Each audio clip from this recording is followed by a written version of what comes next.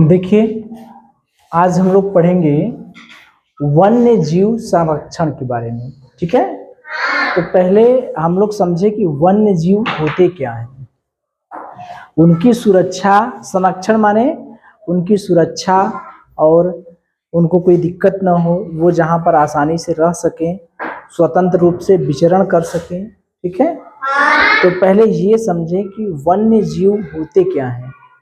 वन्य जीव मतलब जो हमारे चारों तरफ कुछ ऐसे जीव हैं, जीव जंतु हैं ना, तो कुछ जीव जंतु तो बहुत ज़्यादा मात्रा में पाए जाते हैं, उनकी कोई बहुत संरक्षण करने की आवश्यकता नहीं है। ठीक है, अब ये थोड़ा है कि कोई कुत्ता बिल्ली का संरक्षण करेगा, कोई चूहे का संरक्षण करेगा, ऐसा होता है क्या? कुत्ता बिल्ली या चूहे का संरक्षण तो होता नहीं, आदमी का संरक्षण तो होता नहीं। आदमी खुद ही इतना ज़्यादा है, जनसंख्या बढ़ रही है, कुत्तों की जनसंख्या बढ़ रही है, बिल्लियों की जनसंख्या बढ़ रही है, चूहे हर घर में पाए जाते हैं, तो इनका तो संरक्षण किया नहीं जाता। तो जो ऐसे जीव जंतु हैं जिनकी प्रजातियां दिन प्रतिदिन कम होती जा रही है, यानी जो वातावरण के कारण या शिकार कर लिए जाते हैं, उनको मार दिया जाता है, या कुछ वातावरण के कारण नष्ट हो जाते हैं, खत्म हो जाते हैं, तो उनकी प्रजातियां दिन प्रतिदिन क्या हो जाती है?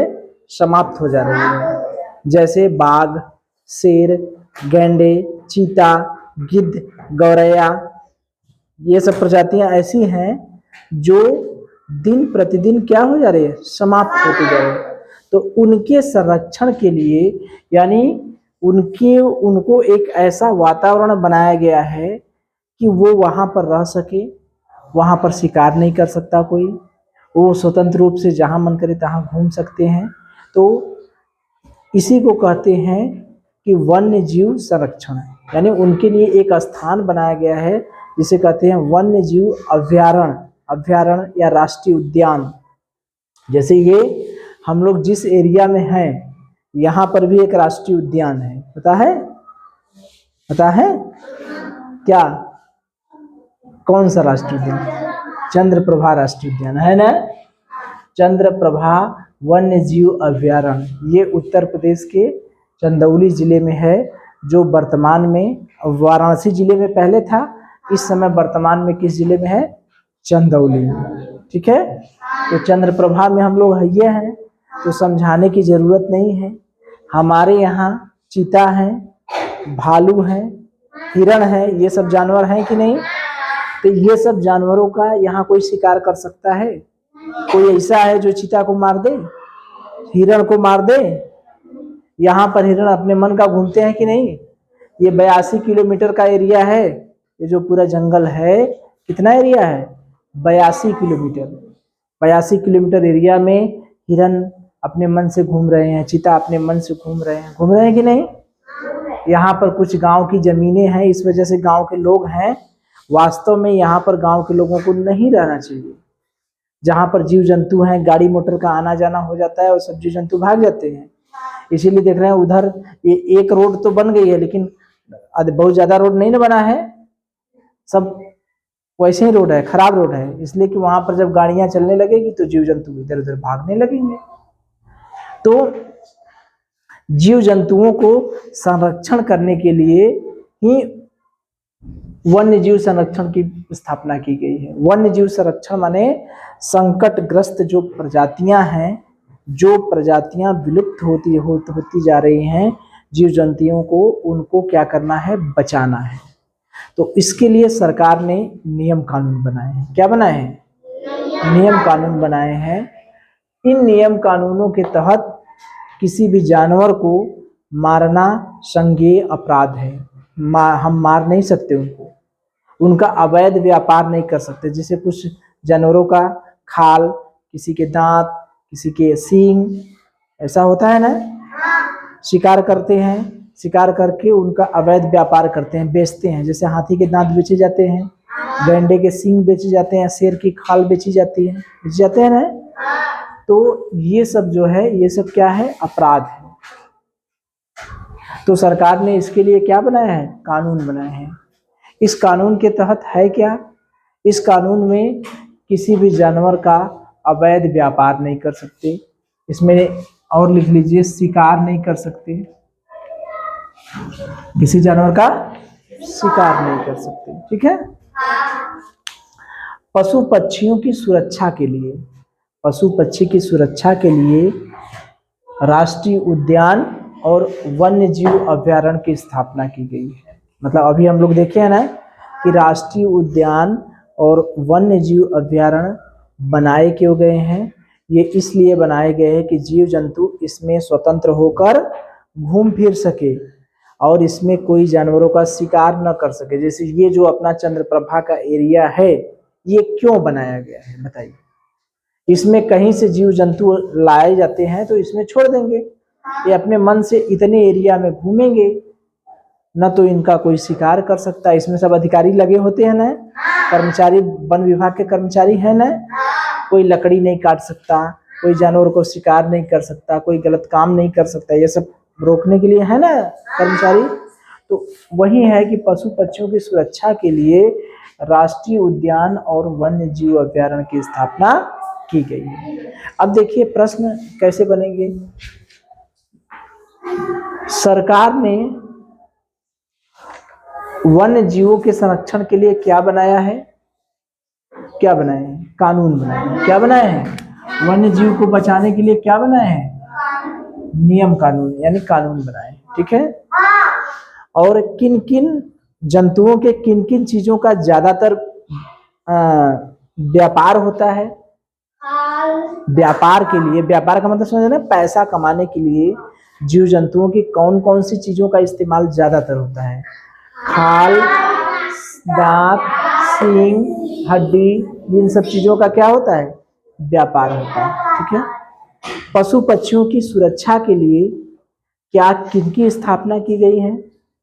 पशु पक्षियों की सुरक्षा के लिए किस बनाए गए हैं, कुछ ना, क्या बनाए गए हैं, राष्ट्रीय उद्यान बनाए गए हैं और वन्य जीव अभ्यारण्य बनाए गए हैं।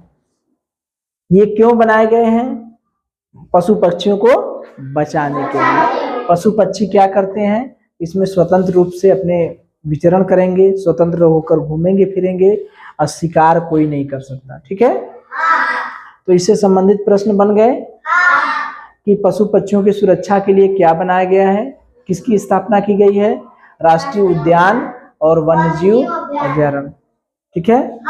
ज्यादातर वन्य जीवों में किन चीजों का सबसे ज्यादा व्यापार किया जाता है, तो दांत, खाल, सींग और हड्डियों का। ठीक है।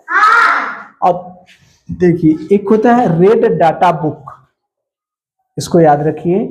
रेड डाटा बुक होता क्या है, जो संकटग्रस्त प्रजातियां हैं ये उनका रिकॉर्ड रखते हैं। रिकॉर्ड का मतलब कितने जीव जंतु थे, प्रजाति। जैसे मान लीजिए बाघ के बारे में हम कह रहे हैं कि बाघ सन 2010 में इतने थे, इस समय इतने हैं, अब कितने बचे हैं। तो ये सब पूरा जो रिकॉर्ड रखा जाता है ऐसे प्रजातियों का, ऐसे ऐसे जंतुओं का जो कि विलुप्त हो रहे हैं, तो उनका रिकॉर्ड किस बुक में रखा जाता है, किस पुस्तक में रखा जाता है, रेड डाटा बुक।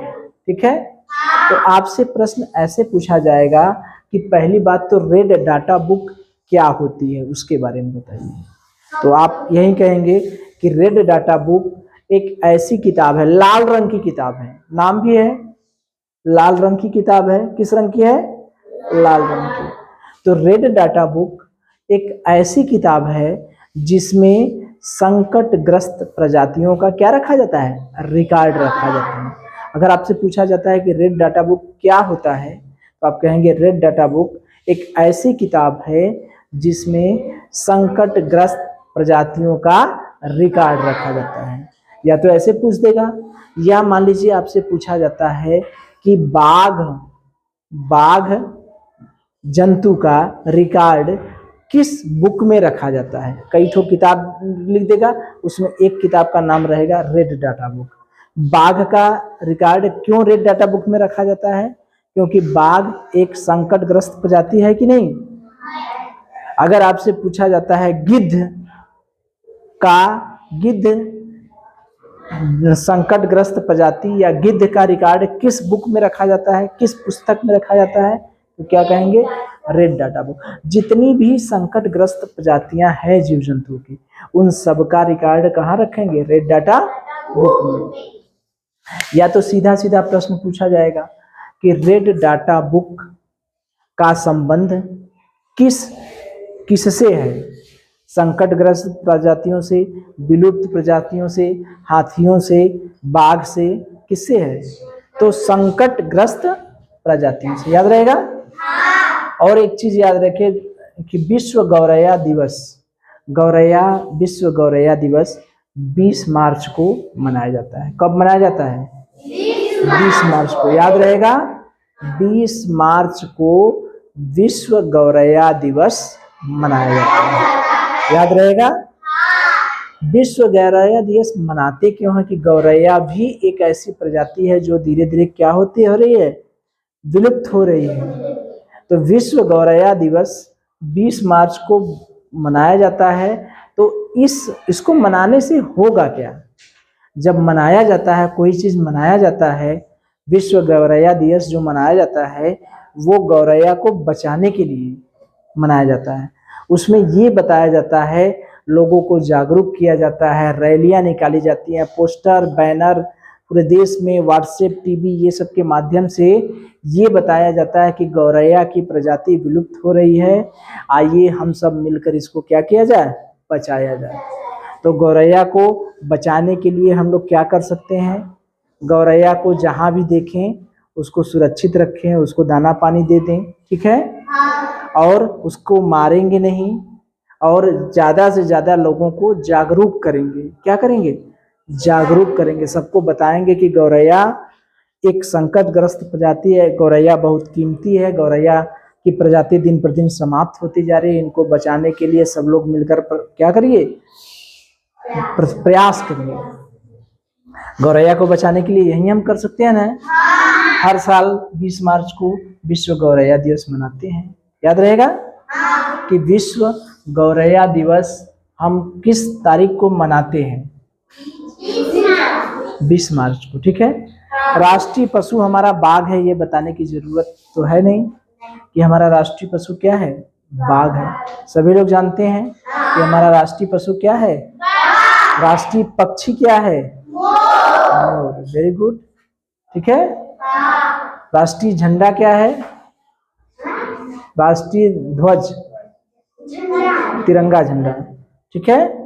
अब देखिए, बाघ की सुरक्षा के लिए जो परियोजना चल रही है, उस परियोजना का नाम है प्रोजेक्ट टाइगर, ठीक है? अगर आपसे पूछा जाएगा कि प्रोजेक्ट टाइगर है क्या, प्रोजेक्ट टाइगर क्या है, तो बाघ की सुरक्षा के लिए जो परियोजना चलाई जा बाघ की सुरक्षा के लिए जो परियोजना चलाई जा रही है, उसी परियोजना का नाम क्या है? प्रोजेक्ट टाइगर, ठीक है? तो प्रोजेक्ट टाइगर का क्या नाम है? बाघ परियोजना। वो क्यों चालू की गई है? बाघ परियोजना क्यों बनाई गई है? तो बाघ परियोजना किनको बचाने के लिए बनाई गई है? शेर को, बाघ को, चीता को, हिरन को। किसको बचाने के लिए? बाघ नाम से ही पता है, ठीक है? तो इस पे प्रश्न कर लिया जाए, उसके बाद उधर देखा जाए, ठीक है? तो मुझे ये बताइए, वन्य जीवों को बचाने के लिए हमारी सरकार ने क्या किया है? नियम और कानून बनाए हैं, ठीक? Very good. ज्यादातर जो जीव जंतु हैं, वन्य जीव हैं, उनके किन किन अंगों का ज्यादातर व्यापार होता है? खाल, दांत, हड्डी और सिंग। Very good. अच्छा, मुझे ये बताइए, हमारे देश में, ठीक है, अलग अलग राज्यों में वन्य जीवों की सुरक्षा के लिए किसकी स्थापना की गई है? राष्ट्रीय उद्यान और वन्य जीव अभ्यारण्य की। Very good. तो मुझे ये बताइए कि क्या वन्य जीव अभ्यारण्य में कोई शिकार कर सकता है? उसमें जंतु स्वतंत्र होकर घूमते हैं या उनको डर भी लगता है? स्वतंत्र होकर घूमती हैं। तो मुझे ये बता दीजिए कि एक ऐसी किताब होती है जिसमें संकटग्रस्त प्रजातियों का रिकॉर्ड रखा जाता है, उस किताब का नाम मुझे बता दीजिए। Red data book. अच्छा, गिद्ध एक प्रजाति है, ठीक है, उसका रिकॉर्ड किस बुक में रखेंगे? रेड डाटा बुक में। Very good. अच्छा, गौरैया को बचाने के लिए पूरे विश्व में एक दिन विश्व गौरैया दिवस मनाया जाता है, वो कौन सा दिन है? 20 मार्च। Very good. अच्छा, बाघ को बचाने के लिए एक परियोजना चली है, उस परियोजना का नाम बताइए। प्रोजेक्ट। वेरी गुड, देख लिए। इसके बाद देखिए हम लोग क्या देखेंगे, इसके बाद हम लोग देखेंगे कि कुछ राष्ट्रीय उद्यान हैं और वो किस प्रदेश में है। राष्ट्रीय उद्यान है या अभयारण्य है और वो किन प्रदेशों में है, ठीक है। तो देखिए, पहले हम लोग उत्तर प्रदेश में देख लें। हमारे उत्तर प्रदेश में 2 राष्ट्रीय उद्यान है। कौन कौन? 2 राष्ट्रीय उद्यान, एक दुधवा राष्ट्रीय उद्यान और एक चंद्रप्रभा राष्ट्रीय उद्यान। सौभाग्य की बात है कि चंद्रप्रभा राष्ट्रीय उद्यान में ही हम लोग हैं ना। तो पूरे यूपी में 2 ही राष्ट्रीय उद्यान है, जिसमें एक में तो हम लोग खुद रहते हैं, ठीक है। तो उत्तर प्रदेश में कौन कौन 2 राष्ट्रीय उद्यान है? एक दुधवा राष्ट्रीय उद्यान, दूध से याद रहेगा कि दूध की गंगा कहाँ बहती है? उत्तर प्रदेश में। तो दुधवा राष्ट्रीय उद्यान कहाँ रहता है? उत्तर प्रदेश में, याद रहेगा। और चंद्रप्रभा को तो भूलेंगे ही नहीं, हम लोग तो नहीं है भूल सकते ना। तो दुधवा राष्ट्रीय उद्यान और चंद्रप्रभा वन्यजीव अभयारण्य, ये दोनों कहाँ है? उत्तर प्रदेश में। अब देखिए, उत्तराखंड में 3 है।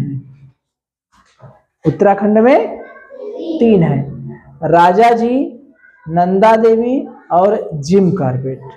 तो ऐसे है, समझिए कि उत्तराखंड के लोग जो हैं वो जिम करने जाते हैं, नंदा देवी का मंदिर है उसमें पूजा भी करते हैं और वहां पर राजा भी बन जाते हैं, ठीक है। उत्तराखंड के लोगों की खासियत है कि वो लोग जिम करने जाते हैं, पुजारी भी हैं, पूजा भी करते हैं नंदा देवी के मंदिर में और राजा भी बन जाते हैं, ठीक है।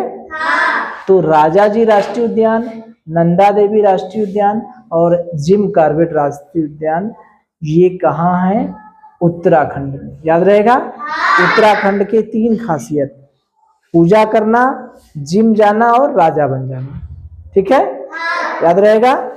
जिम कॉर्बेट, राजा जी राष्ट्रीय उद्यान और नंदा देवी राष्ट्रीय उद्यान, ठीक है।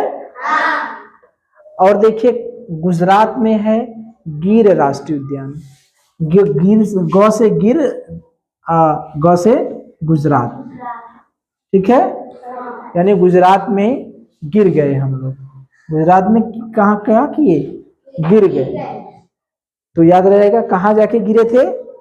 गुजरात में, ठीक है।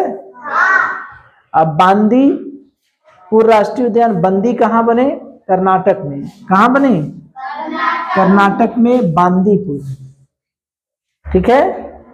अब देखिए, काजी सराय, काजी अली कहाँ है? काजी, काजी वाले समझ रहे हैं ना, मुसलमान, ठीक है। तो काजी जी कहाँ है? असम में। तो काजीरंगा कहाँ है? असम में। असम, वही असोम, असम का नाम ही असोम हो गया है, ठीक है। ठीक, असोम में, ठीक है, उसी का नाम है असोम, सही नाम उसका असोम हो गया है, पहले जो असम था वही असोम हो गया है। और बांधवगढ़ कहाँ है? मध्य प्रदेश में। कान्हा किसली अभयारण्य, ये दोनों कहाँ है? मध्य प्रदेश में। बांधवगढ़ राष्ट्रीय उद्यान और कान्हा किसली, ठीक है, कान्हा किसली राष्ट्रीय उद्यान मध्य प्रदेश में।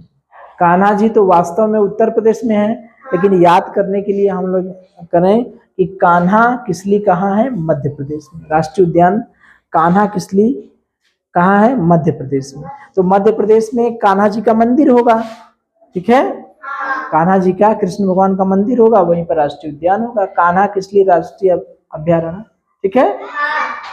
और बांधवगढ़ राष्ट्रीय उद्यान ये भी मध्य प्रदेश में है। सरिस्का कहाँ है? राजस्थान में। राजस्थान में कौन सा है? सरिस्का। तो देखिए 2-3 ठो तो एकदम आसान आसान है। कौन कौन? उत्तर प्रदेश का दुधवा राष्ट्रीय उद्यान, उत्तर प्रदेश दूध से याद रहेगा, और चंद्रप्रभा हम लोग रह ही रहे हैं, ये दोनों उत्तर प्रदेश में। उत्तराखंड में 3 है, जिम वाले और पुजारी नंदा देवी वाले और राजा वाले, ठीक है। और गिरे कहाँ? गुजरात में। बंदी कहाँ बने? बांदीपुर कर्नाटक में। काजीरंगा, काजी जी कहाँ है? असम में।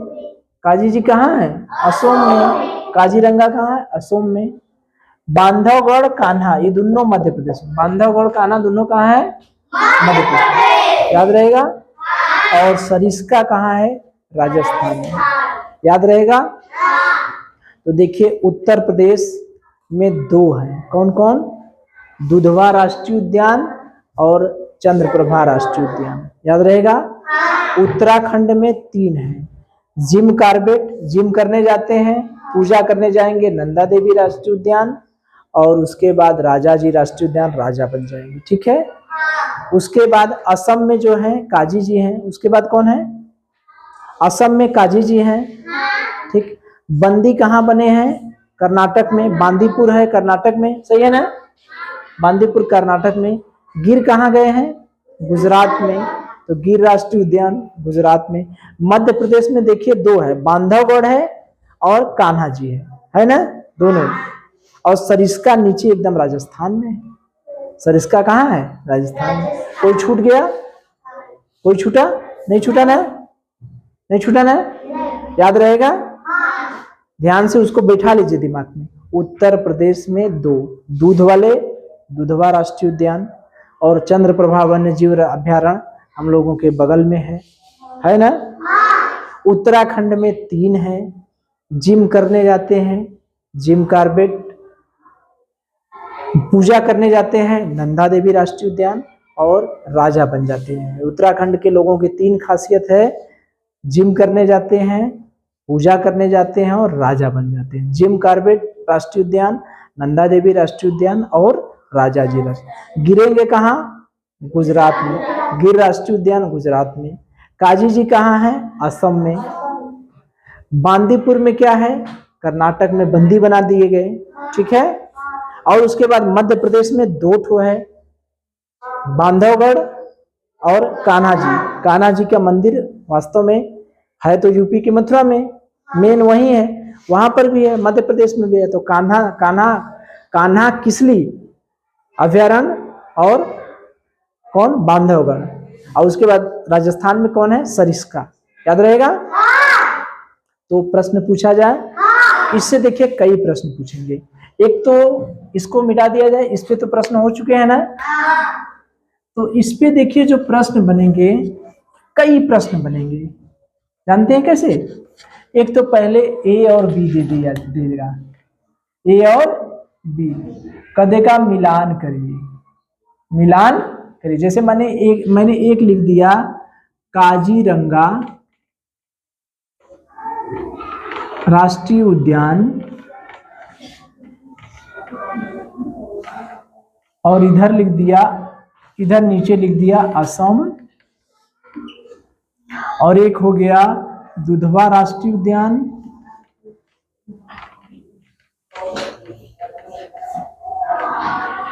और यहां पर लिख दिया उत्तर प्रदेश, ठीक है। और एक लिख दिया बांदीपुर राष्ट्रीय उद्यान,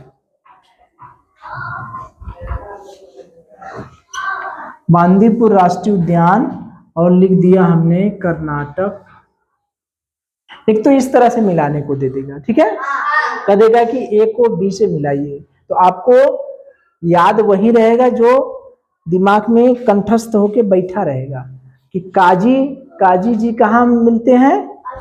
असम में। दूध का की नदियां कहाँ बहती है? उत्तर प्रदेश में। बंदी कहाँ बने थे? कर्नाटक में। इस तरह से हो जाएगा, ठीक है। या तो खाली स्थान या सही गलत कर देगा। सही गलत कहेगा कि चंद्रप्रभा राष्ट्रीय वन्य जीव अभयारण्य उत्तर प्रदेश में है। बताइए सत्य है या असत्य है? याद रहेगा तो बता देंगे सत्य है, ठीक है। खाली स्थान भरने को कह देगा कि गिर, या ऐसे लिख देगा गुजरात में वन्य जीव अभयारण्य है, उसमें भरना है। कौन सा वन्य जीव अभयारण्य है? गिर राष्ट्रीय उद्यान। जी, गिर राष्ट्रीय उद्यान। याद रहेगा? तो इस पे प्रश्न पूछा जाए। चलिए अब देखिए, अब मैं राज्य पूछ रहा हूं, आप बताइएगा उसमें। मध्य प्रदेश में 2 वन्य जीव अभयारण्य है, पता है? मध्य प्रदेश 2 चीजों के, एक तो किनके लिए? भगवान जी के नाम पर है। कौन सा? कान्हा किसली राष्ट्रीय उद्यान। और एक क्या है? बांधवगढ़ है। तो ये तो हमने ही बता दिया। चलिए आप लोग बताइए तब ना। मुझे ये बताइए, असम में जो राष्ट्रीय उद्यान है उसका नाम बताइए।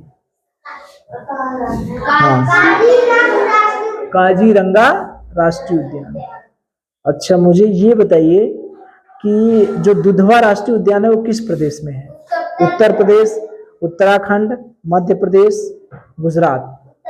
किसमें? उत्तर प्रदेश। अच्छा, मुझे ये बताइए, सरिस्का राष्ट्रीय उद्यान जो है, ठीक है, वो कहाँ है? राजस्थान, बिहार, मध्य प्रदेश, उत्तर प्रदेश? कहाँ है? राजस्थान में। और मुझे ये बताइए कि गुजरात में भी एक राष्ट्रीय उद्यान है, उसका नाम बताइए।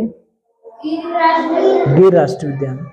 तो चलिए क्रम से बताइए, मैं बोल रहा हूं, बिना समय लिए बताना है, तुरंत बताना है। मैं नाम राष्ट्रीय उद्यान या वन्य जीव अभयारण्य का नाम बोल रहा हूं, आप लोग तुरंत उत्तर बताएंगे, ठीक है? बोले। बांधवगढ़। बांधवगढ़। बांदीपुर में है कर्नाटक। कर्नाटक में तो क्या हुए थे? बंदी बने थे, तो बांदीपुर है कर्नाटक। लेकिन बांधवगढ़ और कान्हा किसली, ये दोनों कहाँ है? मध्य प्रदेश में। उसको जोड़ के देखिए ना, जोड़ेंगे तो याद रहेगा। अब वैसे बिना जोड़े याद करेंगे तो कंफ्यूज हो जाएगा। पूछे फिर से। आपको राज्य का नाम केवल बोलना है, राज्य का, ठीक है। सरिस्का राष्ट्रीय उद्यान राजस्थान, हाँ ऐसे उत्तर दीजिए। दुधवा राष्ट्रीय उद्यान, बांदीपुर राष्ट्रीय उद्यान, गिर राष्ट्रीय उद्यान, बांधवगढ़ राष्ट्रीय उद्यान, कान्हा किसली, जिम कार्बेट राष्ट्रीय उद्यान, नंदा देवी और राजाजी राष्ट्रीय उद्यान, चंद्रप्रभा राष्ट्रीय उद्यान, ठीक है। तो इससे संबंधित प्रश्न कर लेंगे। अब भूलेगा नहीं ना, इसको देखिए जोड़ के याद करेंगे ना तो ज्यादा बढ़िया से याद हो जाएगा, ठीक है। दूध के लिए उत्तर प्रदेश, उत्तराखंड के लिए जिम करने जाते हैं, पूजा करने जाते हैं, राजा बन जाते हैं। बंदी कहाँ बनाए? कर्नाटक में। काजी कहाँ मिलते हैं? असम में, ठीक है। इस तरह से जोड़ेंगे ना, तो जोड़ेंगे तो बढ़िया से याद हो जाएगा, ठीक है। चलिए